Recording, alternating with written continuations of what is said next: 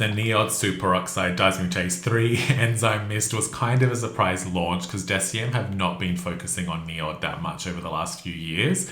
It's almost like the ordinary has taken over. So I was really excited to see NIOD back with a new release. Maybe a bit unexpected that they've just reformulated or like extended an existing product line rather than launching a whole new concept. But nevertheless, I think this product is really cool. So I'm excited to sit here and film a dedicated video, basically breaking down, deep diving into the formula as I understand it. NIOD has always been DECIEM's sort of playground brand where they focus on a lot of novel, newer technology, and often ingredients that are maybe too expensive to include in the ordinary. So as a skin enthusiast, NIOD has always been the more attractive option. But just because there hasn't been as much focus on the brand, it's sort of been hard to stay engaged with what they offer.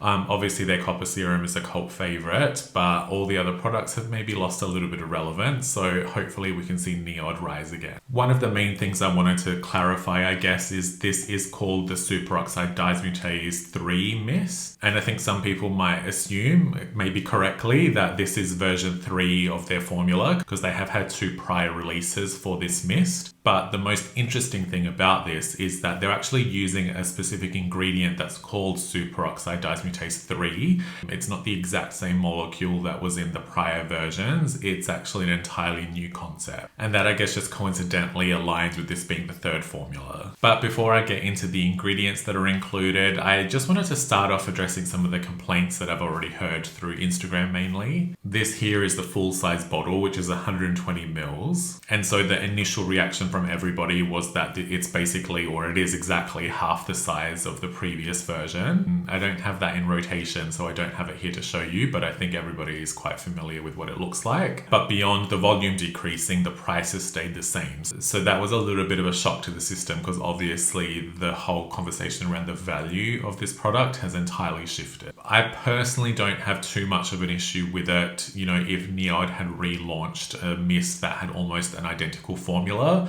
and had reduced the volume by half while maintaining the price, then I would maybe feel a bit weird about that.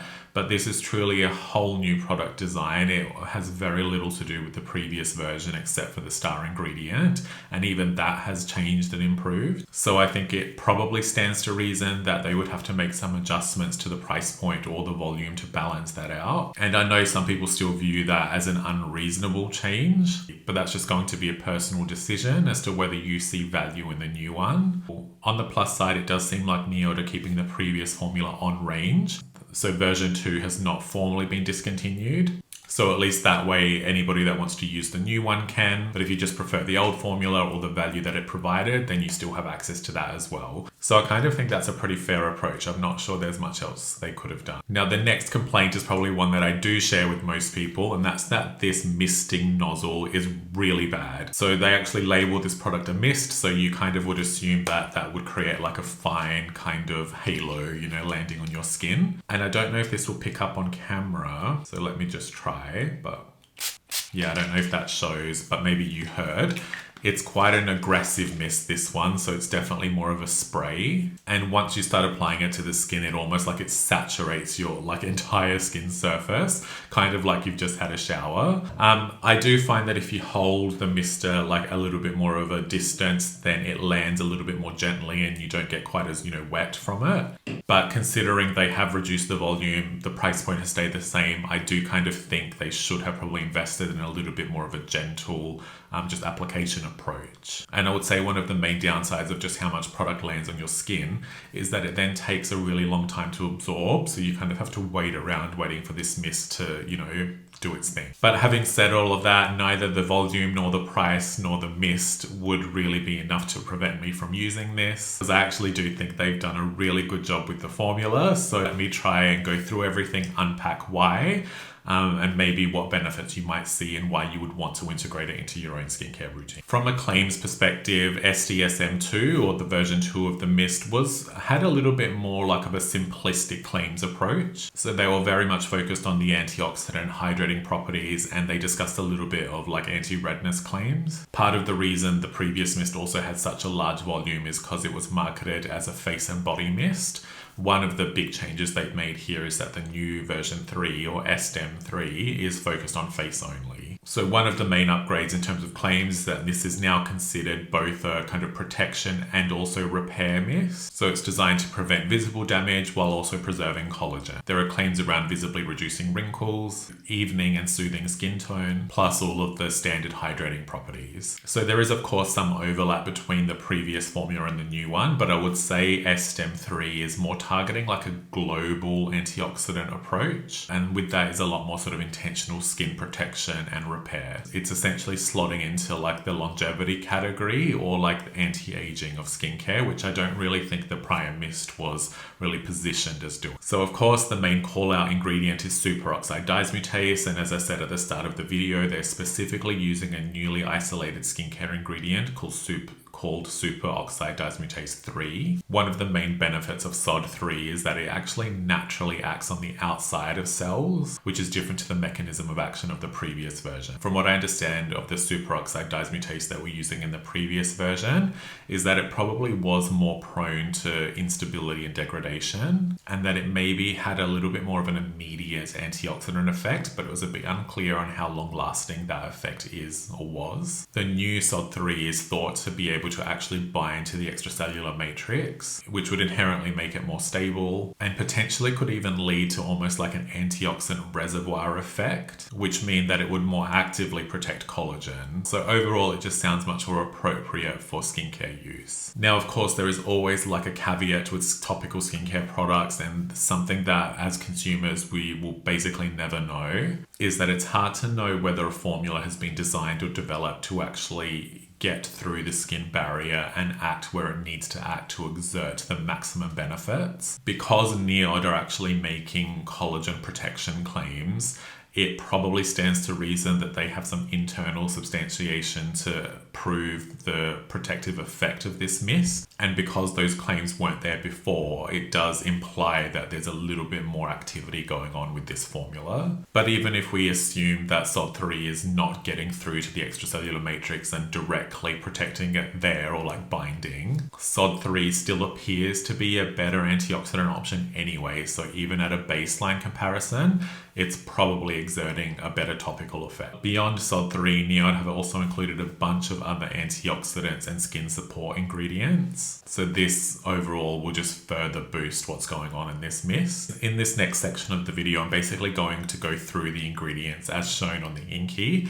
And what I've done is also try to manually search for these ingredients to locate the supplier to see if there are any additional claims around the ingredients. But because this is not a foolproof process and I don't actually know who NIOD is using as a supplier, let me know in the comments if you think I've made a mistake identifying something, because of course I'm here to learn as well, but I've done my best to ensure what I'm conveying does apply to this particular mist. It's just there are so many suppliers out there, some are not always visibly in the public, and NIOD through Deciem and now through Estee Lauder probably has access to everything. So yeah, there could be some variability here that I'm maybe not catching properly. Now forgive me for the pronunciation of this first one. It's like Mirabilis jalapa extract, which is a plant-based active. And I'm pretty sure this is actually known as Passifil from Croda Beauty. So they're one of the biggest skincare ingredient suppliers. This ingredient is specifically designed for sensitive and reactive skin, and they seemingly have pretty good evidence for it being a really solid anti-redness ingredient. Next up is what NIOD are calling Algin Biosaccharide Gum-4, which I think is an ingredient called glycotensyl. This appears to be a film-forming ingredient that's supposed to have like a skin tightening effect and may also kind of quickly and temporarily improve the look of wrinkles. These types of films are also sometimes known to have anti-pollution properties because it sort of stops things from clinging to the skin. Next up is oxidized glutathione, and I wasn't able to identify exactly where this particular ingredient was coming from because it seems to be available from lots of different sources. And interestingly, when we see the word oxidized in relation to an antioxidant, that is usually a red flag. But from what I understand of this particular ingredient is that the skin has naturally occurring enzymes that can convert this back into its active form once applied. The fact that NIOD has already used the oxidized form actually in the formula, it means that there's going to be much less issues with stability and longevity, and that it will just last longer in the bottle without breaking down, so that then when you're spraying the mist on your skin, it's sort of activating that way. And in this sense, it appears as though the oxidized glutathione is a little bit more of a supporting antioxidant player, which sort of like overall strengthens the antioxidant profile of everything else going on in here. And it's maybe not like a direct first line defense. Next is another antioxidant called Acetyl Zingerone, which I believe in the industry is known as Sinoxyl. I've seen this pop up recently in Medicate products, so it seems to be an ingredient of interest for a lot of science forward brands. I think maybe even Regimen Lab uses it. This particular ingredient is known as an omni-antioxidant, so it's supposed to have a good affinity in defending the skin from lots of different things. There are tons of different claims surrounding Acetyl Zingerone, so I'll have to flash this up on screen, otherwise I'd be here for an hour just talking about this ingredient. It just seems to be a really solid, stable team player, so having it in combination with other antioxidants seems to be a really good decision to boost the overall efficacy of the formula. Next is a really long ingredient name that I won't even try to pronounce. It's related to peptides and I think like a tobacco species of plants, but I'll just throw up the name on screen so you can see. And I think more commonly and shortly, it's known as pyroxene. This ingredient is a biomimetic protein that's supposed to help defend the skin against inflammation and UV damage. And interestingly, it's supposed to have a role in inhibiting tyrosinase, and part of the claims associated with this mist is that it has sort of like tone evening, brightening properties. There are also a bunch of other ingredients that NIOD doesn't call out as much. One key other antioxidant is ergothioneine. This is another really useful antioxidant that has a reputation of maybe targeting or having better activity towards certain free radicals that other antioxidants don't capture or focus on as much. Beyond this quite like big list of huge antioxidants is a bunch of hydrating and skin support ingredients. So they've also included Ectoin, which if you followed me for a while, you know is one of my favorite ingredients. It's known as a stress protection molecule, and it just helps to balance and control hydration in the skin. There's also glycerin and hyaluronic acid, and also a natural moisturizing factor known as arginine, as well as one of my favorite sugar humectants, which is called sorbitol. So as you can see, this formula is quite packed, and I would say that it's quite a modern formula focusing on much more sort of new, novel antioxidants, which is very much the signature of NIOD as a brand. So I guess maybe to summarize the whole point or concept of this product, the way that I see it, it just seems to be really well designed to thoroughly target the kind of chain reaction that occurs when free radicals hit the skin. So it's like superoxide dismutase 3 is the main player, kind of like the bouncer at the door, while acetyl zingerone and ergothioneine kind of hover around this to support SOD and maybe capture things that are left over or that SOD can't address as directly, or that are trying to sneak in around it, you know, basically creating like a 360 coverage of the skin. Meanwhile, in the background, because of the included oxidized glutathione, that is being recycled back to its active form while everything else is happening. And part of the action of oxidized glutathione is that it can also help regenerate ergothioneine. So it's almost like it's making other antioxidants active again. And then on top of this like army of antioxidants, the hydrating skin support ingredients like Ectoin, this works back with the included humectants to basically stabilize and just improve the skin barrier.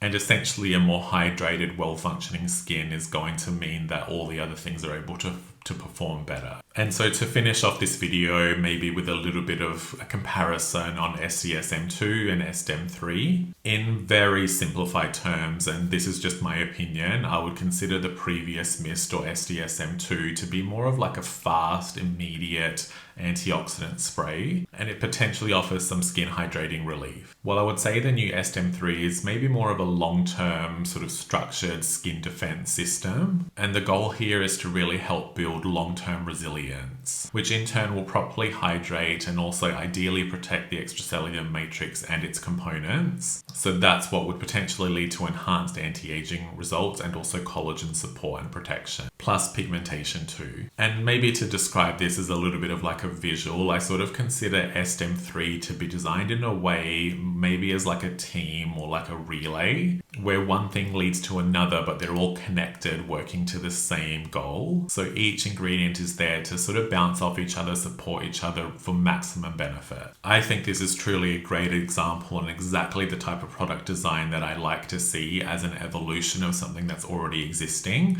This to me looks like a marked, proper improvement. And although I'm just a consumer sitting here trying to decipher product design, part of the reason I really enjoy skincare and formulation and textures and so on is, to me, it's like, looking at a painting or like a recipe and seeing how a cake is made and formed. I think skincare formulas can be designed really thoughtfully or sometimes in a really rushed way. This particular mist, I think, has been made with a really holistic approach. And so it's just been really fun to kind of go through and see how all these different things connect together, because they've clearly all been chosen very intentionally to create the most robust product they could come up with. So I would say this product is very well worth exploring. The nice thing is they do also offer a mini bottle, so you don't need to commit to a full size, just to ensure skin tolerance and all of that is good. And because the texture is so watery, this is super easy to integrate. After you cleanse, you can just spray the mist. I did say earlier that it takes a moment to absorb, but it's not a heavy texture, so it basically feels weightless and won't compete with anything else. So ultimately, it's just a really simple way to boost antioxidant activity. So I think obviously if you live in urban environments or in the sun a lot, it would be a great product to explore. And hopefully after they get more feedback, maybe they'll end up fixing the mist so we can all enjoy the product that little bit more as well. I hope I've covered all the main talking points well enough. Let me know in the comments if you have any questions, any general thoughts or feedback you want to give. Are you keen to try? Have you already tried? Did you love the previous mist? And also just to mention, NIOD did send me this bottle in PR, but this is not sponsored or anything like that. I'm filming this video entirely voluntarily just because I've been a fan of the brand for years and years at this point. Thank you very much for watching. Please don't forget to like and subscribe, and I'll see you in the next video.